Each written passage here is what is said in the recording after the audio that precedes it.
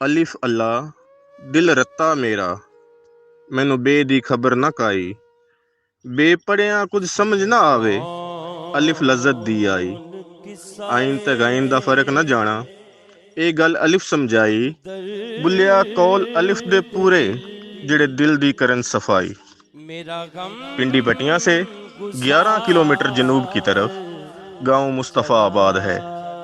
مصطفیٰ آباد میں داخل ہونے سے 2 فرلانگ پہلے سڑک کے دائیں جانب قبرستان میں سبز گنبد والا مزار شان بے نیازی دکھا رہا ہے۔ یہ مزار اسی ہستی کا ہے جس نے ساری زندگی اپنے نانا کے دین کو پھیلانے اور دفاع میں کبھی کسی مسلط یا خوف کو دل میں جگہ نہیں دی۔ اسی شخصیت کا نام سید احمد شاہ ہے۔ آپ حسنی اور حسینی سید ہیں۔ آپ کا پورے علاقے میں نسلی یا لسانی رشتہ دار نہیں ہے۔ شاہ صاحب کے والد کا نام شیر شاہ ہے۔ والدہ بہت چھوٹی عمر میں ہی فوت ہو گئی۔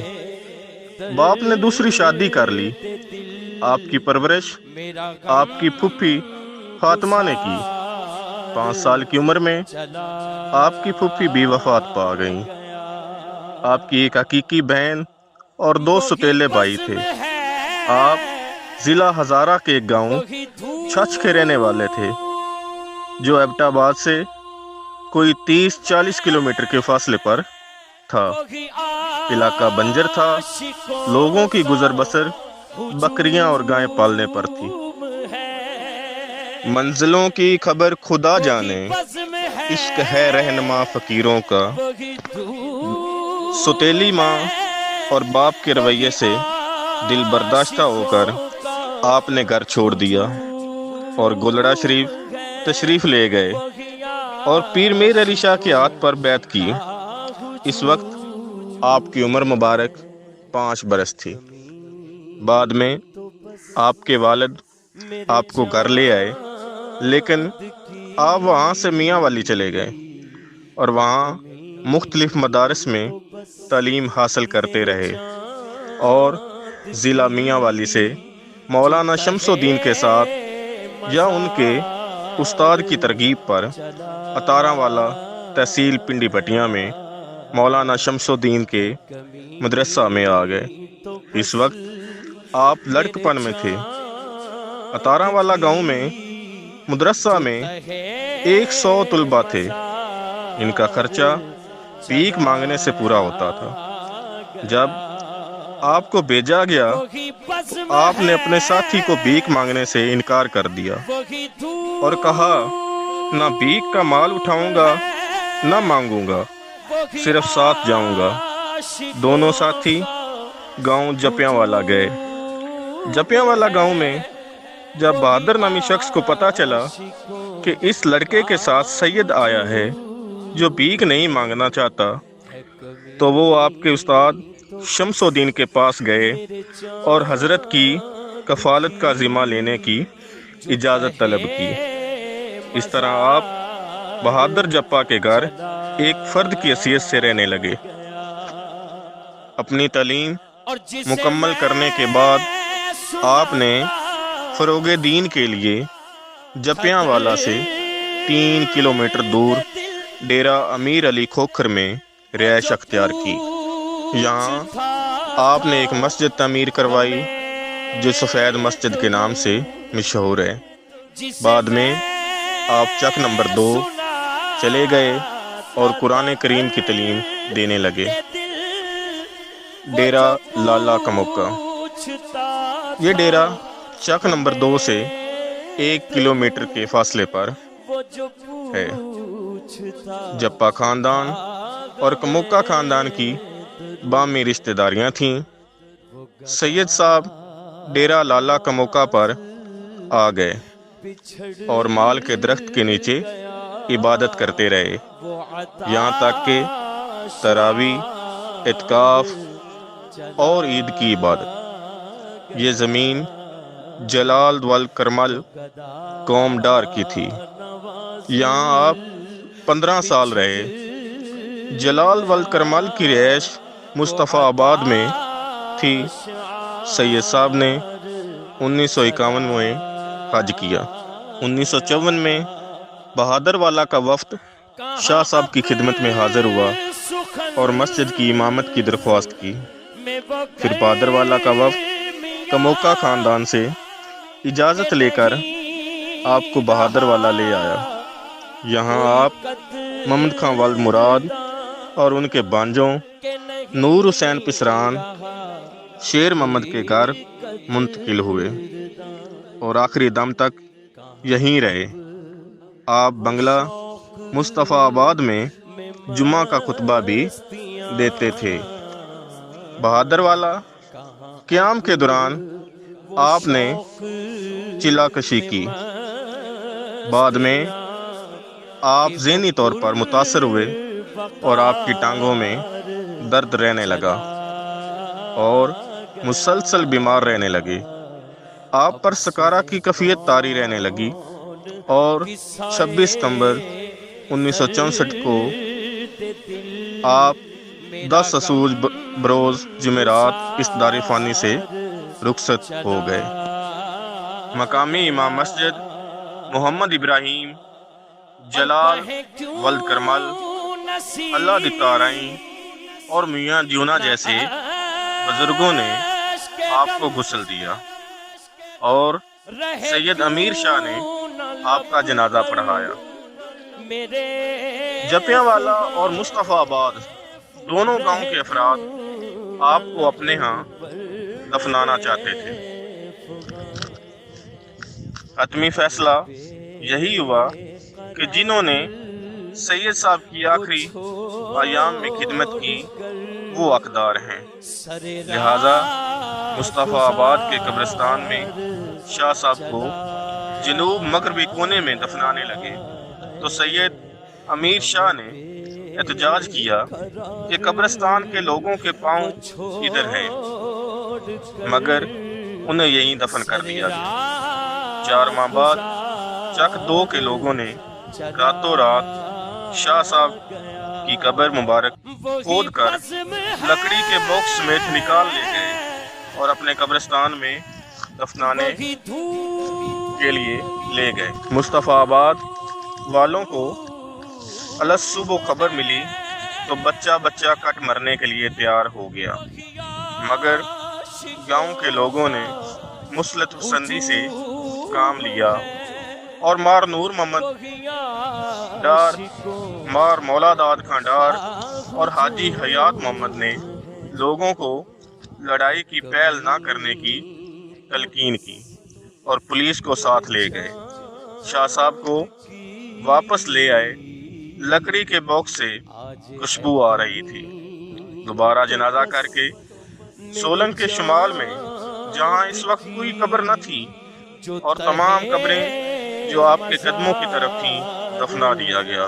آپ نے اپنی زندگی میں چند وصیتیں کی۔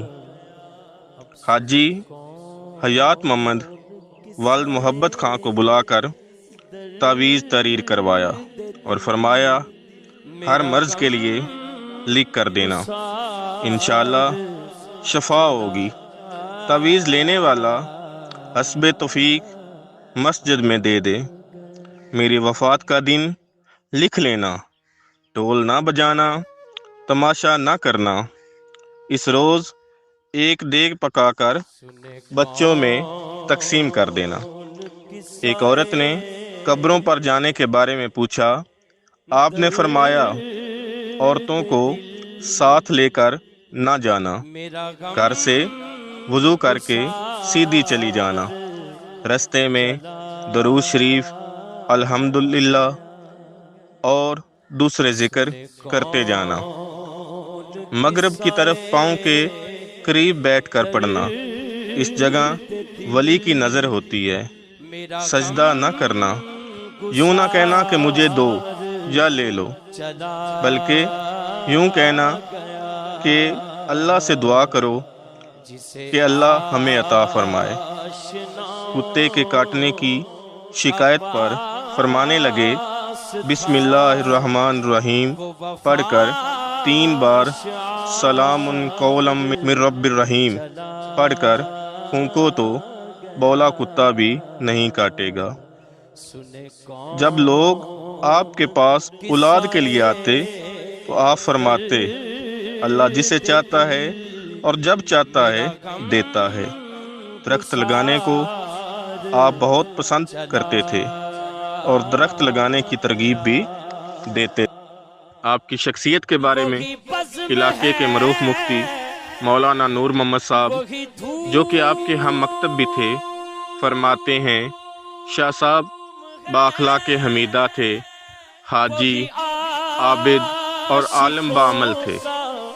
آپ کا قد و قامت پورا تھا، جسیم اور از حد طاقتور تھے۔ آپ کی گرچہ زبان پشتو تھی لیکن آپ ٹوٹی پھوٹی پنجابی بھی بول لیتے تھے۔ عالم عربی اچھے خاصے تھے۔ آپ کے ایک اور ہم مکتب وقت کے مشہور ولی اللہ سید محمد حیات شاہ خرم چریڑا والے نے آپ کے متعلق ایک مجمع میں اپنے حلق پر ہاتھ رکھ کر فرمایا یہاں تک علم سے بھرا ہوا ہے۔ ایک اور مجمع میں آپ کے روحانی مقام کا ذکر کرتے ہوئے فرمایا نفل پڑھتے پھٹ گئے اور یہ جو دن بھر مال کے نیچے لیٹا رہتا ہے فجر کی نماز مدینہ منورہ میں ادا کرتا ہے۔ آپ بھنگ پینے سے منع فرماتے تھے۔ عطارہ والا تعلیم کے دوران آپ کا سامنا ایک مرضی سے ہو گیا۔ آپ شدت جذبات سے اسے قتل کرنے پر تل گئے۔ شاہ صاحب فقہی مسائل میں بھی خاصی سمجھ بوجھ رکھتے تھے۔ ایک بار نابالغ بچوں کے نکاح کروا دیے گئے اور بعد میں ناراض ہو گئے تو متبادل خاندانوں میں شادی کی تیاریاں کرنے لگے۔ شاہ صاحب نے منع فرمایا اور کہا کہ بچوں کی بلوغت تک نکاح قائم رہیں گے، اس وقت تک کوئی نکاح ختم نہیں کر سکتا۔ مولوی صاحب سے رابطہ کیا گیا تو انہوں نے بھی کہا کہ شاہ صاحب سچ فرماتے ہیں۔ گاؤں کا ایک بڑا ذمہ دار فوت ہو گیا تو شاہ صاحب نے جنازے میں شرکت نہیں کی، لیکن جب ایک صحابہ نامی غریب فوت ہوا تو شاہ صاحب نے اس کا جنازہ خود پڑھایا اور قبر میں اتارتے وقت پھونکے مارتے رہے۔ تو لوگوں نے ماجرا پوچھا تو آپ نے فرمایا سب کچھ اللہ نے کروایا ہے۔ ایک آدمی کے پاس بیٹیاں تھیں، بیٹا نہ تھا۔ آپ سے دعا کی درخواست کی تو آپ نے فرمایا اللہ سے پوچھ کر بتاؤں گا۔ تو اس شخص نے پوچھا کیا اللہ بات کرتا ہے؟ آپ نے فرمایا ہاں۔ تو اس نے پوچھا کہاں سے آواز آتی ہے؟ تو فرمانے لگے کبھی ادھر سے، کبھی ادھر سے اور کبھی کسی اور طرف سے۔ سید محمد حیات شاہ اور سید احمد شاہ نے عہد کر رکھا تھا کہ جو پہلے مرے گا دوسرا اس کا جنازہ پڑھائے گا۔ پیر حیات شاہ صاحب پہلے فوت ہو گئے تو آپ بغیر اطلاع خرم چریڑا پہنچ گئے۔ کسی نے پوچھا یا سید آپ کو کیسے پتہ چلا؟ فرمایا میں نے خواب میں دیکھا کہ میرے بھائی محمد حیات شاہ زمین پر لیٹے ہوئے ہیں، یہ میرے لیے پیغام تھا کہ وہ فوت ہو گئے ہیں۔ شاہ صاحب جب ڈیرہ لالا کموکا سے حج پر جانے لگے تو لوگوں نے کہا شاہ صاحب ہم تو اکیلے رہ جائیں گے۔ شاہ صاحب نے کہا میں یہیں رہوں گا، آپ لوگ میرا گھڑا بھرتے رہنا۔ جب ایسا ہی کیا جاتا رہا تو عصر تک پانی کا گھڑا ختم ہو چکا ہوتا۔ جب ایک دن لوگوں نے ایسا نہ کیا تو شاہ صاحب جب حج سے واپس آئے تو انہوں نے پوچھا کہ فلاں دن آپ لوگوں نے میرا گھڑا کیوں نہیں بھرا تھا؟ آپ فضول اور گناہ کے کاموں کو سخت خلاف تھے۔ تاش جوا وغیرہ کھیلنے والوں کا علم ہو جاتا تو پٹائی کرتے، جس سے آپ کے میزبان بھی آپ سے نہ بچ سکتے۔ شادی کے موقع پر ڈھول بجانے، سیرا بندی کرنے، گڑولی بھرنے کے سخت خلاف تھے۔ گڑولی کو گڑی کہتے تھے اور ڈنڈے سے پھوڑ دیتے تھے۔ گیت بھی نہیں گانے دیتے تھے، سب کی ڈنڈوں سے مرمت کرتے تھے۔ رمضان المبارک میں اگر آپ کو معلوم ہو جاتا کہ کہیں دن میں تنور میں روٹیاں پک رہی ہیں تو فوراً پہنچ کر پانی کے گڑھے تنور میں انڈیل دیتے۔ ایک بار ایسا کرنے پر ایک شخص نے بد کلامی کی تو آپ نے اسے بد دعا دی۔ آج اس خاندان کا نام و نشان مٹ چکا ہے۔ آپ عورتوں سے نفرت کرتے تھے، گلی میں انتہائی احتیاط سے گزرتے کہ عورت کا دوپٹہ بھی آپ سے چھو نہ جائے۔ عورتوں نے اس سے مذاق کا پہلو نکال لیا۔ جب آپ گلی سے گزرتے تو عورتیں آپ کو چپکے سے ہاتھ لگا لیتی تو آپ ان کو ڈنڈوں سے مارتے۔ آپ انتہائی متقی اور پاکیزگی پسند تھے۔ آپ سادہ لباس پہنتے تھے، اکثر کرتا اور پاجامہ اور تہمد، سر پر سفید ٹوپی، ہاتھ میں کھونٹی اور پاؤں میں دیسی جوتا پہنتے تھے۔ آپ دینی تعلیم پر کسی سے معاوضہ نہ لیتے تھے۔ آپ کو جنگل کی زندگی بہت پسند تھی، جہاں پانی اور سرسبز درخت ہوتے، اس جگہ کو بہت پسند کرتے تھے۔ آپ کے فیض و برکات سے بہت سے لوگ فیض حاصل کرنے میں کامیاب ہوئے۔ اس فیض میں تدریس قرآن، دینی مسائل اور دنیاوی مفاد بھی شامل ہیں۔ آپ کے رازداں دوست کا بیٹا بیان کرتا ہے کہ ہماری مالی حالت بہت خراب تھی۔ پورے گاؤں میں سب سے گھٹیا اور کمزور بیل میرے پاس تھے۔ ونگار میں بلایا گیا تو میرے بیل سب سے پیچھے تھے اور سب سے پہلے رک گئے۔ مجھے طنز کیے جاتے تھے۔ شاہ صاحب کے پاس گیا، شاہ صاحب کے پاؤں دبائے۔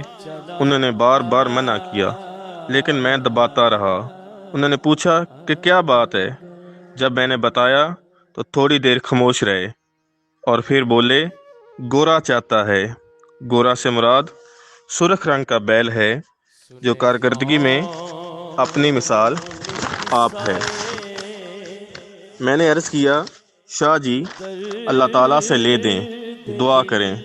شاہ صاحب گورا گورا کہتے رہے۔ اس دن سے آج تک میرے پاس اچھے بیل ہیں، جن میں سے ایک گورا ضرور رہا ہے، اور ہمارا شمار بڑے ذمہ داروں میں ہوتا ہے۔ ہمارے پاس ایک ٹریکٹر بھی ہے۔ شاہ صاحب کی ایک مریدنی بہت بیمار تھی۔ اس نے شاہ صاحب کو کہا کہ دعا کریں، میرا خاتمہ ایمان کے ساتھ ہو۔ شاہ صاحب سن کر ادھر ادھر چلنے لگے۔ جو شخص پیغام لے کر آیا تھا کہنے لگا، شاہ صاحب آپ کی مریدنی مر رہی ہے، آپ جو ادھر ادھر چل رہے ہیں جواب نہیں دے رہے۔ شاہ صاحب نے مسکرایا اور کہا، یہ داغا لے جاؤ اور بازو سے باندھ دو، انشاءاللہ خاتمہ ایمان کے ساتھ ہوگا۔ اس شخص کے گھر پہنچنے تک مریدنی کی تکلیف میں کمی آ چکی تھی۔ داغا باندھنے کے کچھ دیر بعد کلمہ توحید پر مریدنی کا خاتمہ ہوا۔ ڈیرہ لالا کا موقع پر آپ کہنے لگے، میری اس جگہ پر صفائی کرتے رہنا۔ عرض کیا، شاہ جی ہم تو مزارے ہیں، جب تک مالک اجازت دیں